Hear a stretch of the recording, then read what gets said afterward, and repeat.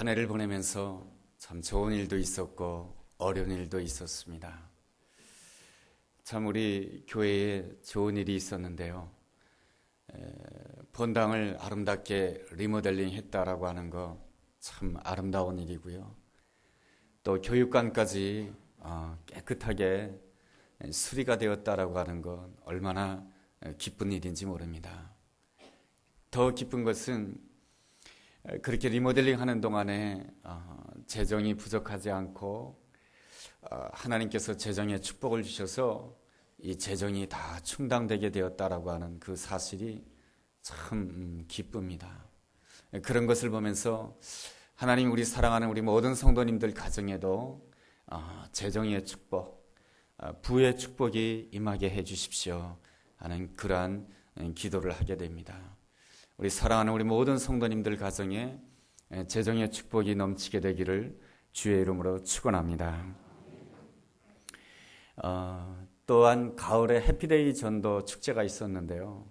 우리 성도님들이 열심히 전도해가지고 물론 첫날은 당일날은 많이 왔어요. 그런데 또 썰물처럼 또 빠져나가고 그랬었는데 그래도 이번에는 36분이 등록하게 되었어요.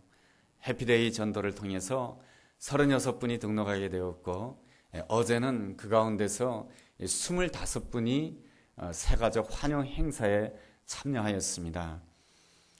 어제 성탄 축하 예배를 마치고 식사가 없었잖아요. 그래서 식당에서 새가족들만 이렇게 초청을 해서 환영하는 그러한 귀한 시간을 가졌습니다.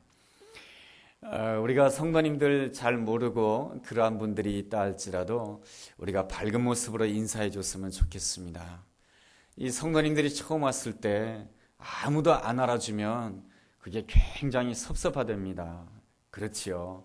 그래서 잘 모르는 분이라 할지라도 밝게 인사해 주면 그분들이 우리 교회에 정착하는데 많은 도움이 될 것이다 여겨집니다.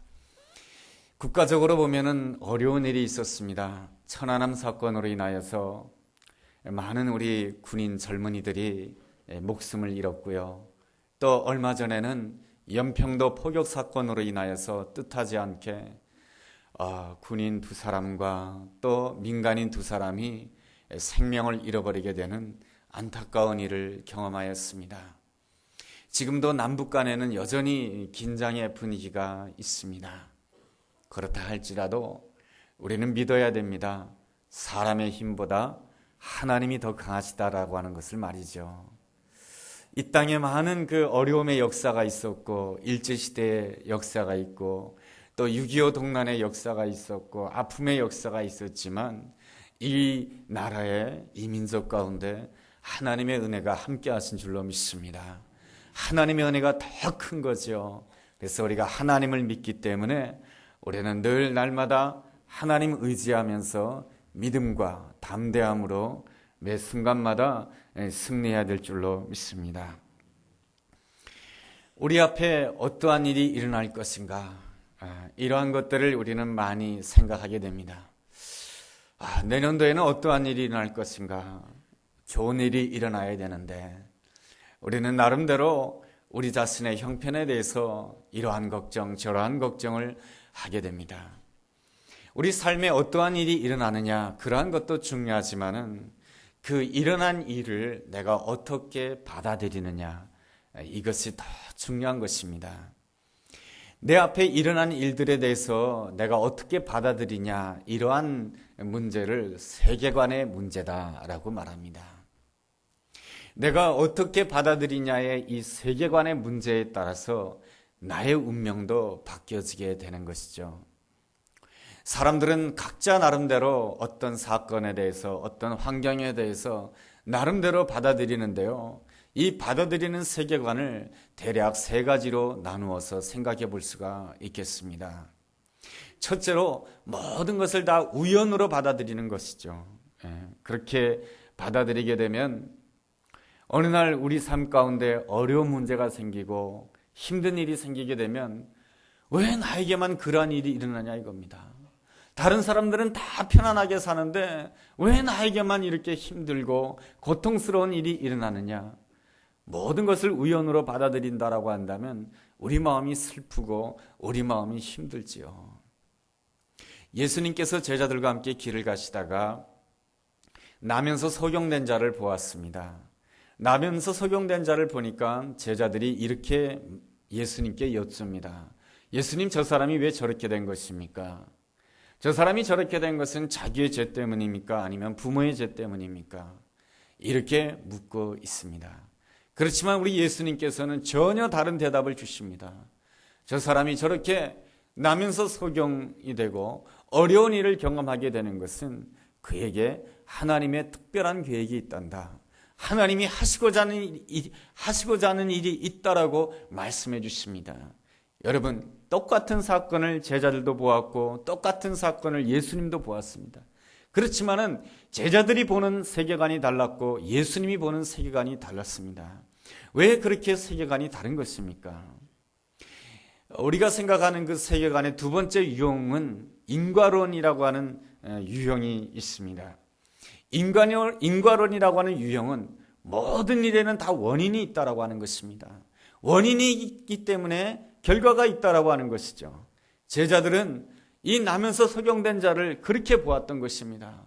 저 사람이 저렇게 불행을 겪고 저 사람이 저렇게 나면서 소경된 원인에는 뭔가 원인이 있다라고 하는 것입니다. 그 원인은 자기의 죄 때문이든지 아니면 부모의 죄 때문일 것이다 라고 그렇게 생각하는 것이죠. 이것이 누구 때문이다라고 생각하게 되면은 거기에는 어떠한 생각만 들게 됩니까? 그것이 나 때문이다라고 생각할 수도 있고 너 때문이라고 생각할 수가 있습니다. 어떤 불행한 일에 대해서 나 때문이라고 생각하면은 죄책감에 시달리게 되는 것이고요. 너 때문이라고 생각하게 되면은 원망으로 세월을 보내게 되는 것입니다. 그러한 세계관을 가지고는 하나님께 영광을 돌릴 수가 없는 것이죠. 그러한 세계관은 다 이런 식으로 생각하는 것이죠. 내가 무엇인가 나의 일에 잘 되는 일이 있으면 내가 잘해서 된 것이고 어려운 일이 있으면 내가 잘 못해서 된 것이다 이렇게 생각하면 그렇게 생각하는 것입니다. 이러한 모든 생각들은 이 상황에 따라서 바뀌는 생각이죠. 형편에 따라서 생각이 이렇게 바뀌고 저렇게 바뀌는 것은 참 어린아이와 같은 모습입니다. 여러분, 어린아이는 어떻습니까? 부모님께서 칭찬해 주면 부모님이 나를 사랑해 주는구나 하면서 기뻐합니다. 그러다가 어느 날 부모님이 어린아이에게 책망을 합니다. 그러면 어린아이는 어떻게 생각합니까? 부모님은 나를 미워하고 싫어하는구나. 그렇게 생각합니다. 이런 어린아이와 같은 신앙, 이러한 생각으로는 결단코 하나님께 영광을 돌릴 수가 없습니다. 그렇다라고 한다면 주님께서 원하는 세계관, 주님께서 원하는 생각이란 어떠한 생각을 말하는 것입니까? 셋째 유형으로는 우리 주님께서 주시고자 하는 유형은 이렇습니다. 모든 것을 다 은혜로 보는 것입니다. 온 세상 다 하나님께서 창조하신 세계 아닙니까? 하나님께서 모든 것을 창조하셨는데 어떤 사람은 백인이고요. 어떤 사람은 흑인이고요. 어떤 사람은 황인종, 우리와 같은 황인종이에요. 왜 나는 이렇게 눈이 째지고 우리는 우리끼리 살아서 잘 모르지만 말이죠. 이 유럽 같은 데 살게 되면 이 유럽인들은 눈이 크고요. 키도 크고요. 이목구비도 뚜렷해요. 그런데 한국 사람들은 어떻습니까? 눈이 째지고요. 조금 키가 작고요. 얼굴도 이렇게 뭡니까? 좀 납작하고요. 외국인들, 그 유럽인들과, 그러니까 그 프랑스라든가 이태리라든가 이런 데서 이렇게 이민 가서 사는 사람들은 괜히 자기도 모르게 위축감을 느낀대요. 내가 못생겼다고 생각한다는 것이에요. 한국에 오면 그래도 내가 잘생긴 얼굴인데 거기 가면은 내가 못생겼다라고 하는 생각이 드는 거예요. 또 흑인 같은 경우에는 어떤 생각이 들겠습니까? 나는 왜 이렇게 까말까? 머리끝서부터 발끝까지. 그러나 우리는 믿어야 되는 것입니다. 하나님께서 창조하셨다라고 하는 것이죠. 하나님께서 창조하신 데는 그 각자마다의 하나님의 귀한 은혜가 있는 줄로 믿습니다. 키가 큰 사람은 키가 큰 대로의 은혜가 있고요. 키가 작은 사람은 키가 작은 대로의 은혜가 있는 것이고요. 부잣집에서 태어난 사람은 부잣집에서 태어난 대로의 은혜가 있는 것이고, 힘든 가정, 좀 어려운 가정에서 태어난 사람은 또 그 가정에서 또 하나님의 은혜가 있는 것입니다. 하나님이 창조하셨기 때문에 그런 것이죠. 하나님이 이 세상을 만드셨다라고 하는 그 사실 때문에 우리는 모든 것을 다 은혜로 받아들일 수가 있는 것입니다. 은혜 중심으로 모든 것을 받아들인다라고 한다면 우리의 마지막은 축복이요, 우리의 마지막은 놀라운 은혜인 줄로 믿습니다. 모든 것을 우연으로 본다라고 한다면 참 가슴 아픈 일 아니겠습니까? 그죠? 다른 사람들은 다 한 아버지 한 어머니 밑에서 잘 성장하고 있는데 왜 나는 배다른 형제들과 성장해야 되나 이겁니다. 다른 사람들에게 나의 가족들에 대해서 이야기하기가 너무 부끄럽고 어때요? 뭐 좀 창피한 건 아니죠. 그런 생각이 들지 않겠습니까? 그렇지만은 이 요셉은 모든 것을 다 은혜로 받아들였습니다. 이 배다른 형제와 함께 살아가는 것도 다 하나님의 은혜이고 모든 것을 하나님의 은혜로 받아들였던 것이죠. 어느 날 요셉이 그 배다른 형제로 인하여서 애굽 땅 먼 나라에 노예로 끌려가게 됩니다. 그 노예로 끌려가게 되었을 때 그러한 생각이 들지 않겠습니까? 참 마음이 아프지 않겠습니까? 그럼에도 불구하고 이 요셉은 모든 것을 다 은혜로 받아들인 것입니다. 그리고 그 보디발 집안에서 그 어려운 일을 하다가 그만 그 보디발 장군의 아내의 유혹을 받게 됩니다. 성적인 유혹을 받게 되는 것이죠. 그때에 믿음으로 단호하게 끊게 됩니다. 단호하게 끊게 되었을 때 그 결과는 감옥에 들어가는 일이 생기게 되는 것이죠. 그럼에도 불구하고 다 은혜로 받아들이는 것이죠. 이것도 다 하나님께서 나에게 주신 은혜인가 보다. 여러분, 감옥에서 어떻게 그 모든 것을 은혜로 받아들일 수가 있겠습니까? 그런데 말이죠, 지나온 모든 세월을 은혜로 받아들이고 오늘 나에게 주어진 모든 형편을 은혜로 받아들이게 되었을 때 이 요셉을 위해서 하나님께서 준비해 놓으신 놀라운 미래가 있다고 하는 것입니다. 하나님께서 준비해 놓으신 놀라운 미래가 무엇입니까? 요셉을 애굽의 총리로 높이 세워주는 것이에요. 뿐만 아니라 이 요셉의 배다른 형제들까지 다 거듭하게 살려주는 놀라운 은혜를 누린 것입니다. 은혜 중심으로 사는 자의 아름다움이라고 하는 것은 무엇입니까? 하나님이 온 세상을 창조하셨다라고 하는 것이죠. 하나님이 나를 만드셨고 하나님이 내 가정을 만드셨고 하나님께서 우리 상일교회를 만들어 주셨다라고 하는 것입니다. 그렇다라고 한다면 우리의 삶 가운데 일어나는 그 모든 일, 칭찬도 은혜요, 책망도 은혜요, 성공도 은혜요, 실패도 은혜요, 편안함도 은혜요, 고난도 은혜다라고 하는 것입니다. 이 모든 것을 은혜로 받아들일 때에 우리는 반드시 하나님께서 준비해 놓으신, 미래에 준비해 놓으신 놀라운 은혜를 누리게 될 줄로 믿습니다. 우리는 어떻게 모든 것을 은혜 중심적으로 받아들일 수가 있겠습니까? 첫째로, 모든 일을 내 공로가 아니며 모든 일은 내 공로로 되는 것이 아니고 나의 의로 되지 않는다라고 하는 것을 고백해야 되는 것입니다. 그런 사람은 어떤 사람입니까? 늘 하나님 앞에서 나는 죄인입니다 라고 고백하는 사람입니다. 마가복음 7장을 보면 수로보니게 여인이 나옵니다. 이 수로보니게 여인이 말이죠, 참 어려운 일이 있었는데 사랑하는 딸이 귀신 들렸어요. 사랑하는 딸이 귀신 들렸으면 얼마나 마음이 아픕니까? 그것 때문에 예수님께 찾아왔습니다. 예수님, 내 딸을 좀 고쳐주세요. 그러면 예수님이 좀 빨리 좀 고쳐주면 얼마나 좋습니까? 그런데 예수님은 이렇게 말씀해 주세요. 자녀의 떡을 개들에게 던짐이 마땅치 않다라고 말씀해 주세요. 여기서 자녀란 누구를 가리키는 것입니까? 유대인을 가리키는 것이죠. 개라고 하는 것은 누구를 가리키는 것입니까? 이방인을 가리키는 것이죠. 그러니까 나는 유대인들에게만 축복하지 너 이방인 같은 사람에게는 내가 축복하지 않는다, 이렇게 주님께서 말씀해 주신 거예요. 여러분, 이 수로보니게 여인이 조금이라도 나는 의로운 사람이다, 나는 잘난 사람이다라고 생각했다라고 한다면 예수님 말씀 듣고 이렇게 반응하였을 것입니다. 예수님이면 예수님이지 어떻게 이렇게 인격을 무시할 수가 있습니까? 예수님이라고 그렇게 함부로 말씀하셔도 됩니까? 나 예수님 안 믿어요. 그랬을지 모르겠습니다. 그렇지만은 이 여인은 그 자리를 떠나지 않았어요. 주여, 옳습니다. 그렇지만은 그 어린아이들이 먹던 그 상에 그 떨어지는 부스러기라도 먹기를 원합니다. 부스러기 은혜라도 주십시오. 여러분, 그렇게 고백할 수 있었던 이유가 뭔지 아십니까? 그것은 내 딸이 귀신 들렸기 때문에 그런 거예요. 내 딸에 대한 그 아픈 마음이 있기 때문에 그런 것이고요. 또한 내가 자격 없음을 고백할 수밖에 없어요. 왜냐하면 나는 유대인도 아니고요. 나는 이방인이기 때문에 나는 하나님의 축복을 받을 자격이 없다라고 생각했던 거예요. 나 같은 사람이 어떻게 하나님의 축복을 받을 수가 있을까?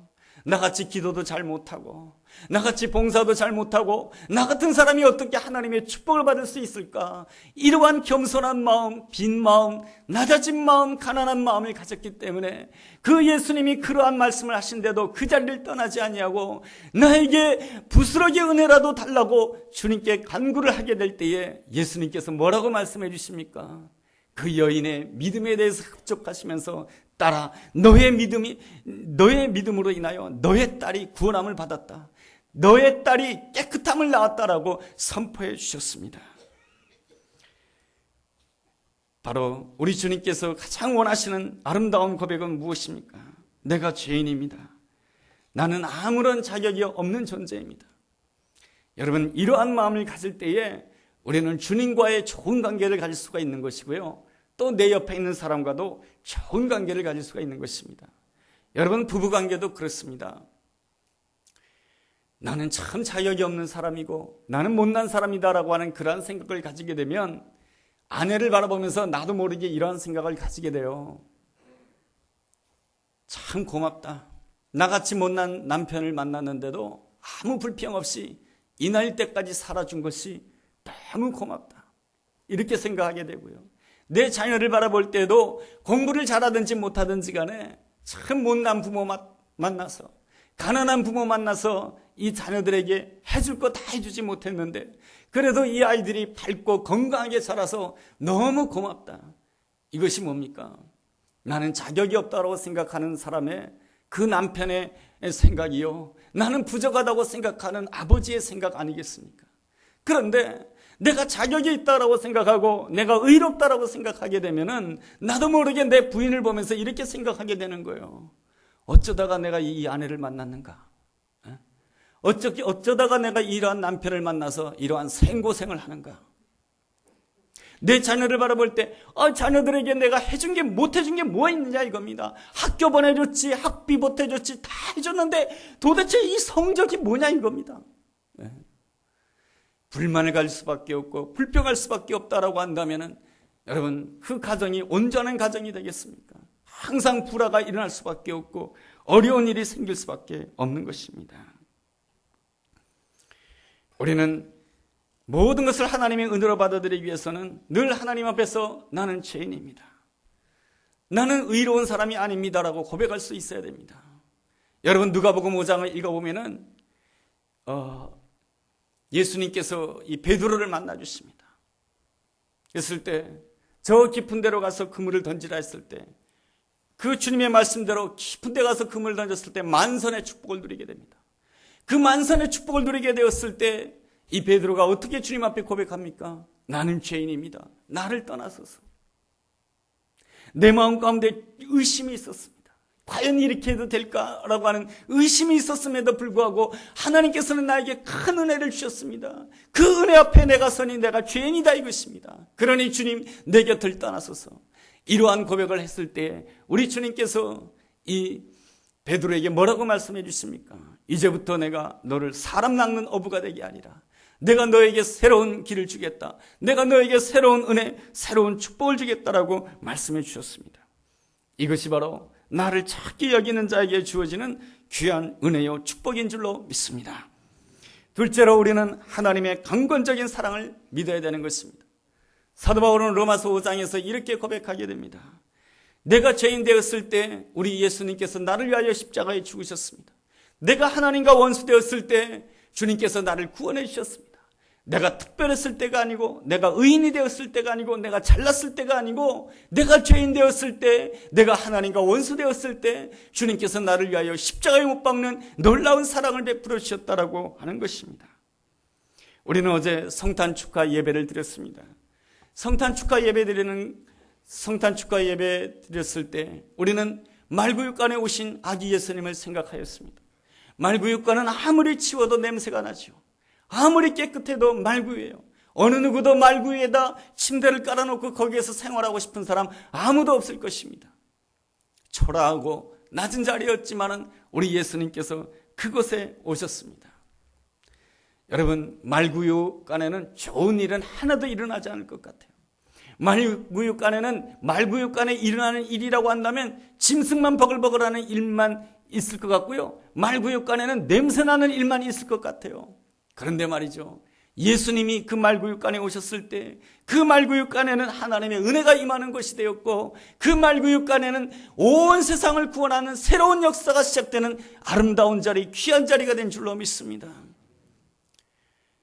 여러분, 요한복음 8장에 보면은 가늠하다 현장에 잡힌 여인의 이야기가 있습니다. 가늠하다 현장에 잡혔으면 그 여인에게서 얼마나 많은 냄새가 나겠습니까? 그 여인에게는 절대로 좋은 일이 일어나지 않을 것 같아요. 이 가늠하다 현장에 잡힌 이 여인, 누가 함께 해주겠습니까? 누가 그 여인 옆에 있어 주겠습니까? 누가 그 여인을 향해서 나는 네 편이야 라고 말해줄 수 있는 사람이 어디에 있겠습니까? 참 불행한 여인 아니겠습니까? 그런데 우리 예수님께서 그 여인과 함께 해주셨습니다. 그리고 죄 없는 자 있으면 돌로 치라고 말씀해 주시고, 주변에 있는 모든 사람들을 물리치시고, 주님께서는 그 여인에게 이렇게 말씀해 주셨습니다. 나도 너를 심판하지 않겠다. 여러분, 우리 인생의 진정한 심판주는 누구이십니까? 예수 그리스도 아니시겠습니까? 예수님께서는 이 여인에 대해서 심판하지 않으시고, 나도 너를 심판하지 않겠다. 내가 너를 덮어주겠다. 이제부터 새로운 길을 가라. 믿음의 길을 가라. 이제부터 죄 짓지 말고 하나님께 영광 돌리는 복된 삶을 살으라고 주님께서 격려해 주셨습니다. 여러분, 이것은 바로 말구육간에 임하신 주님의 놀라운 사랑인 줄로 믿습니다. 이 놀라운 주님의 사랑을 알게 되면은 우리는 무엇을 느끼게 된 줄 아십니까? 사랑에 빠지게 된다라고 하는 것입니다. 여러분, 연애하는 사람이 사랑에 빠지게 되면 뭘 알게 됩니까? 남자친구의 마음을 알게 돼요. 사랑에 빠지게 되면 누구를 알게 됩니까? 여자친구의 마음을 알게 돼요.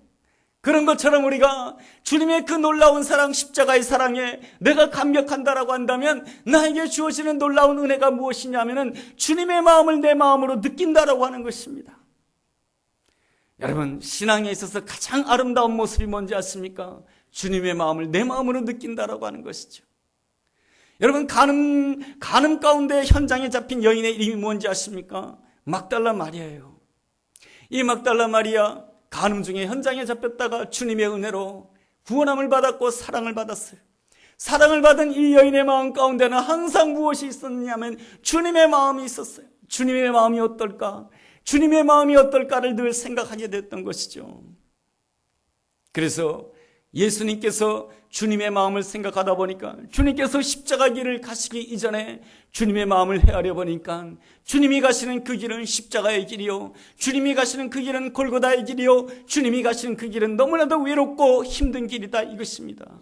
그랬을 때에 이 막달라 마리아는 가만히 있을 수가 없었어요. 그래서 주님께 자신의 마음을 표현하기 위해서 무엇을 깨뜨립니까? 귀한 나드 향유, 300데나리온에 되는 그 귀한 나드 향유를 어디에다가 터뜨리게 됩니까? 예수님 발 아래 터뜨리게 되는 것이죠.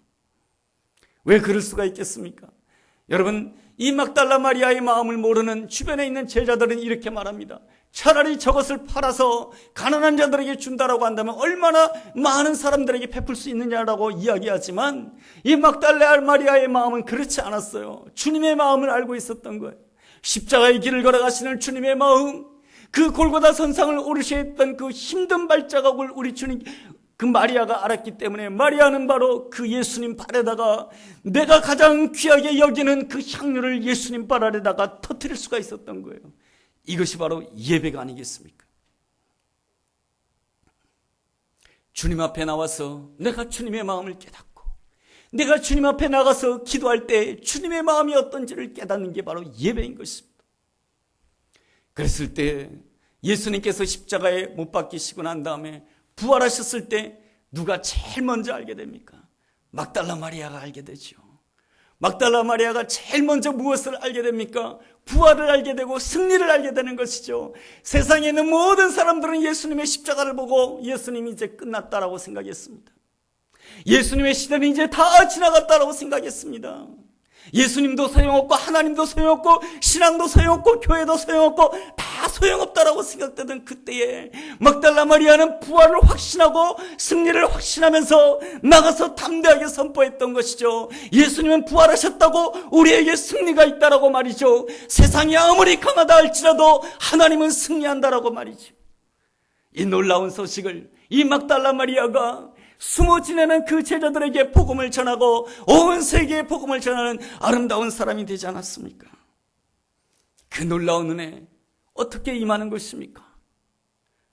주님의 사랑이 나에게 강권적으로 임했다라고 하는 그 사실을 믿을 때 그 놀라운 은혜가 주어진 줄로 믿습니다. 셋째로 우리는 은혜의 현실성을 믿어야 되는 것입니다. 지금까지 지내온 것이 다 은혜이고 말이죠. 지금 우리가 이 시간에 예배드리는 것도 은혜이고 그러한 은혜입니다 고백하게 될 때 우리는 반드시 무엇을 누리게 되냐면 하나님께서 미래에 나를 위해서 준비해 놓으신 놀라운 은혜를 누리게 될 줄 믿어야 될 줄로 믿습니다. 다윗은 말이죠, 사울 왕에게 늘 쫓기는 형편 가운데 있었어요. 힘든 형편 가운데 있었지만 이 다윗은 시편 57편 7절 8절을 통해서 이렇게 승리를 확신하게 됩니다. 하나님이여 내 마음이 확정되었고 내 마음이 확정되었사오니 내가 노래하고 찬송하리로다. 내 영광아 깰지어다. 비파야 수금아 깰지어다. 내가 새벽을 깨우리로다. 내 마음이 확정되었다라고 하는 것입니다. 어떻게 내 마음이 확정될 수가 있습니까? 그것은 바로 나에게 향하신 하나님의 마음을 내가 알고 있기 때문에. 예수님께서 십자가상에서 어떻게 자신의 마음을 확정할 수가 있는 것입니까? 바로 자신에게 향하신 하나님의 마음을 알고 있기 때문에 내 마음이 확정되었고 확정되었다라고 고백할 수가 있는 것입니다. 내 마음이 확정되었고 확정되었다라고 했을 때 우리는 어떠한 형편 가운데서도 노래할 수 있는 사람이 되고 찬송할 수 있는 사람이 되고 찬송하게 될 때 우리는 반드시 새벽을 깨우게 되는 놀라운 하나님의 사람이 될 수 있는 줄로 믿습니다. 바울은 이러한 놀라운 하나님의 은혜를 늘 믿었습니다. 그러기에 사도 바울은 자신을 이야기할 때마다 은혜로서 자신을 고백합니다. 나의 나됨은 은혜입니다. 9절 말씀에 내게 주신 은혜가 있습니다라고 고백하고 있습니다. 바울은 어떠한 사람이었습니까? 예수 믿는 자들을 핍박하던 사람이었습니다. 그러다가 다메섹 도상에서 예수님을 만나게 되고 하나님의 복음을 전하는 놀라운 사도가 되었습니다. 과거에 예수 믿는 자들을 핍박했다고 하는 그 사실 때문에 사도 바울은 늘 주님 앞에서 이렇게 고백합니다. 주님의 일을 누구보다도 많이 하면서도 이렇게 고백하는 거예요. 누구보다도 충성되면서 이렇게 고백하는 거예요. 나는 죄인 중에 괴수입니다. 나의 나됨은 은혜입니다. 내가 사는 것은 다 주님의 은혜 때문입니다. 나는 너무나도 부족했는데 내가 주님의 은혜 때문에 내가 복음 전하는 자가 되었습니다. 여러분, 이런 고백을 하게 될 때에 이 바울은 어떤 일을 하게 됩니까? 9절 말씀 보면 이런 말씀이 있어요. 또 기둥같이 여기는 야고보와 게바와 요한도 내게 주신 은혜를 알므로 나와 바나바에게 친교의 악수를 하였나니. 친교의 악수를 하게 되었다는 것이죠. 누구와 친교의 악수를 하게 되었는가? 베드로와 친교의 악수를 하게 되었다는 것이죠. 베드로와 나는 다르지 않다라고 하는 것입니다. 베드로도 부족하지만 하나님의 은혜를 받아 유대인들에게 복음을 전하는 자요, 나도 부족한 자이지만 하나님의 은혜를 받아 이방 세계를 향해서 복음을 전하는 자다, 이것입니다. 너와 나는 같다라고 하는 것입니다. 그러한 점에 있어서 친교의 악수를 하는 것이죠. 여러분, 이 악수의 유래를 아십니까? 페르시아에서 있었던 일입니다. 한 마을과 한 마을이 늘 싸우고 다투는 거예요. 그러다가 보니까 이 두 마을이 같이 망하게 생겼어요. 그러다가 이러한 결정을 내리게 됩니다. 당신 마을과 우리 마을 다 비슷비슷한데 뭐 서로 잘났다고 싸우느냐? 우리 더 이상 싸우지 말자 하면서 서로가 악수를 했다고 합니다. 이 악수가 유래가 되어서 사람을 만날 때마다 악수한다는 것이죠. 악수라고 하는 것은 무슨 뜻입니까? 너와 나는 동등하다, 그런 뜻입니다. 나도 부족한 사람이고 당신도 부족한 사람이고, 나도 은혜 받아야 사는 사람이고 당신도 은혜 받아야 사는 사람입니다. 여러분, 요셉은 애굽의 총리가 되었습니다. 배다른 형제들에 비해서 탁월한 사람이에요. 놀라운 사람이에요. 그런데 이 요셉이 배다른 형제를 향해서 악수를 청합니다. 내가 오늘 이렇게 된 것은 하나님의 은혜가 있기 때문에 오늘 이렇게 된 것이고, 당신들에게도 하나님의 은혜가 있다라고 한다면 당신들에게도 놀라운 일이 일어날 것입니다. 당신과 나는 똑같은 사람입니다. 나도 야곱의 아들이요 당신도 야곱의 아들입니다. 당신도 하나님의 자녀이고 나도 하나님의 자녀입니다. 당신과 나는 똑같은 사람입니다. 비슷한 사람입니다. 형제여 자매입니다 하는 그 마음으로 악수를 하게 되었을 때 이 요셉을 통해서 이스라엘의 새로운 역사가 일어나는 것이고 새로운 부흥이 일어나게 된 줄로 믿습니다. 이 아름다운 은혜가 사랑하는 우리 모든 성도님들 가정에, 사랑하는 우리 모든 성도님들의 삶의 자리에 함께하게 되기를 주의 이름으로 축원합니다. 기도하겠습니다. 하나님, 하나님의 강건적인 사랑으로 인하여서 이 죄인이 은혜로 말미암아 하나님의 자녀가 된 줄로 믿습니다. 오늘도 은혜가 있기에 하나님께 예배드리고 있는 줄로 믿습니다. 장차 미래에도 하나님의 은혜가 놀랍게 함께할 줄로 믿습니다. 오늘도 찬송함으로 새벽을 깨우는 복된 사람 되게 하여 주옵소서. 예수님의 이름으로 기도했습니다. 아멘.